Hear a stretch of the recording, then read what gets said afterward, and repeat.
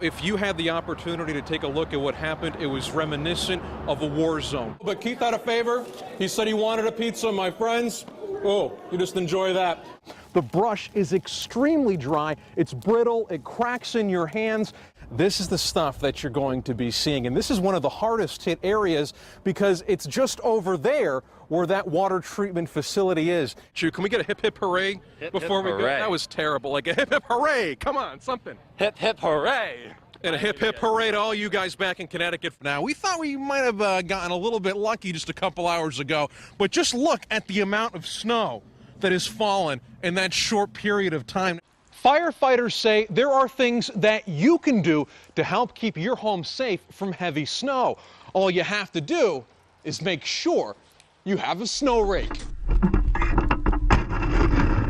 And it may surprise you to know that crickets are actually a very nutritional food source with nearly as much protein per ounce as chicken, fish, or even beef. That's some good cricket. Did you notice any crackling or anything yesterday? No, because it's all on the other side of the building. The whole back fell down, or a wall in the back fell down. A downtown building in Meriden is crumbling. Excuse me, anybody that lives at 80 or 82 East Main Street? Yeah. Please go to the Salvation Army. And those that live and work here are angry more wasn't done to stop it from happening. But there's always something going on inside there. You know, water leaks, apartments falling down, all kind of stuff. From across the street, residents worry about their extended family. We just talked to Animal Control and gave Animal Control the names of our animals that are still in there. Entrepreneurs for their businesses. I just hope they let us in so we can get our stuff out. At least, if we get our stuff, I could find somewhere else. Because that don't make no sense. Officials with the fire department say they're not sure why the building partially collapsed, but they add they have expressed concerns about this building before. We've been working with the building owners to have an engineering study done. We did have an engineer come out prior to this happening, and we have a report, and we didn't think it was actually going to collapse, this soon. But it did, sending those evacuated to the Salvation Army across the street for help. It's not overwhelming. It was kind of upsetting to us to see that these people all have to leave their houses. The future of those that depend on this building is unclear. Yeah, I locked the door. You did. But on a day where all walked away with their lives, some say that in itself is a good place to start. God is still blessed. In Meriden, Josh Scheinblum, News 8. Well, we've been saying it all day. This is the Spaten Beer Hall. This is where the beer hall is going to be held. We're serving Spaten Oktoberfest as well as Spaten Lager. We've got an excellent band tonight called RBO, which is going to be playing on this stage inside here. Well, that's fun, but there's also a lot more to see than just drinking out in the beer hall. Why don't we come take a look and see all the good stuff they've got?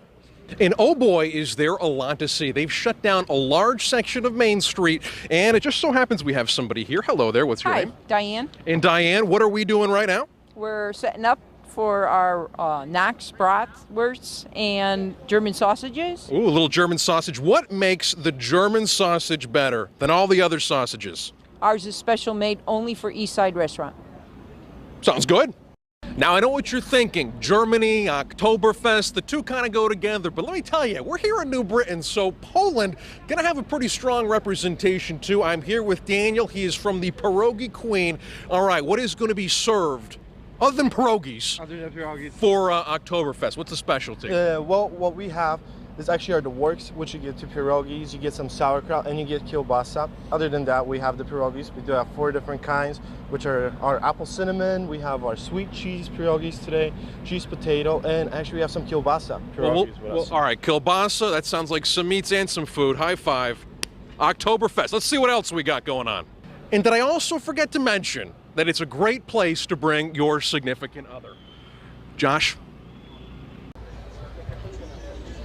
Thanks, Josh. It is going to be certainly a great time when all of this gets started. The gates are going to be opening at 5:30, starting off with a parade. So coming up at 6 o'clock, we'll give you a showing of all the good times that people are going to be having as everything gets going. For now, we're live in New Britain. Josh Scheinblum, News 8. Like a blade cutting through a sheet of white paper. It's just like a perfect path. A small Coast Guard tugboat embarks on a mission along the Connecticut River. This thing's a warthog, huh? Its goal is big. to free ice that's jammed along the waterway. The big white spot open over there, you see it? This won't be an easy job. Come on, old girl. Because today, temperatures are below freezing. I left my house at 3 degrees. And the ice is thick. That's where I pushed up yesterday and got stuck, remember? In the Coast Guard, a vessel like this is called a cutter, and it's a boat that is certainly designed for the job that it has at hand. Here in the Connecticut River, the ice can be up to 10 inches thick, and it's plowing through it no problem. Senior Chief Bosun's Mate Aaron Brewer is overseeing operations. He's one of 6 seamen on board. We started right before the holidays. It froze up a little bit, broke that, and then during the holidays, it began to freeze again. It's a tedious process. It was fun for the first 20 minutes, but it was, you know, when we first started doing it, and then after that, it got kind of monotonous. Crush ice in one area so it can move to another. Start up north, break it, and then we'll have to go back down to continue to break it. Otherwise, we're just going to back it up right here. Often only to get stuck again. It freezes right back up. But Brewer says he and his crew feel a sense of duty doing this type of work because New England depends on it. We have potential with all these homes along the shoreline of flooding, as well as coal barges and heating oil that transits up and down the Connecticut River. They wouldn't otherwise have access to the Connecticut River if we weren't breaking the ice to keep it free. Cutting ice to keep people safe and preserve a way of life. This is a very important aspect of what the Coast Guard does. In Middletown, Josh Scheinblum, News 8. Water's going up rapidly.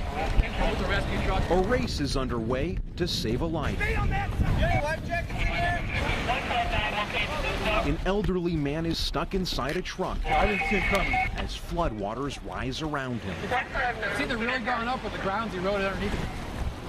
He's okay, albeit a little wet.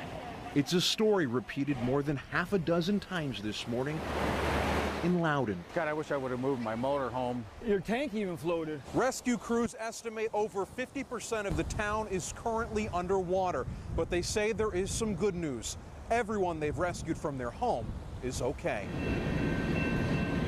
It's something Steve Getchick knows all too well. This beats 90 all to hell. This is his home here.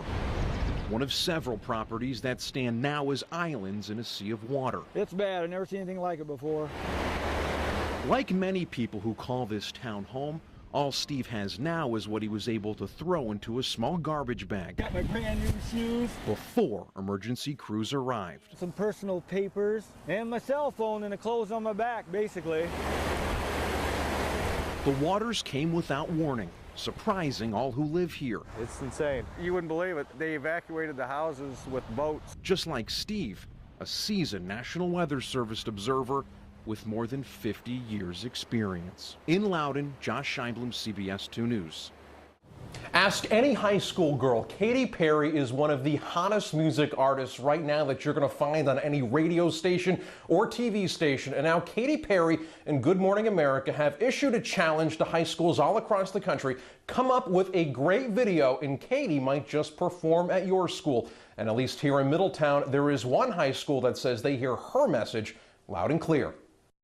Every good story begins with a handshake. Welcome to Mercy. At least that's how it all started at Mercy High School, when students there submitted an online video for Good Morning America's Roar with Katy Perry contest. How much practice did it take the first time to get the handshake down? I think we probably practiced that for like 15 minutes because it was awkward that we weren't talking and then it was like who talks first. Get ready 'cause I've had enough. They're competing against thousands from all over the country, but two of the video's stars, Michelle Manzioni and Abigail Nolan, think they have a leg up on the competition because their student body's acting and dancing skills are top-notch. They are so confident in their talents, they even thought they could teach me. But as we soon learned, being a good performer and teacher are two very different things. You know, that handshake just didn't feel right. I think we have to do that one again. Hello there, welcome to Mercy. You have an excellent handshake. That's the one. That's the one. That felt good. But the wink that appears at the end of the video, a scene that brings their story full circle, I found a little easier to grasp. Make sure your face is like very relaxed. Okay. All right, and then you just. Did I nail that? Yeah, it felt. close. I felt like I did. It was close. That felt good. Close. Yep, it was close. All right, one more time. On 3. 1, 2, 3. I got goosebumps on that one. I got goosebumps. Good work.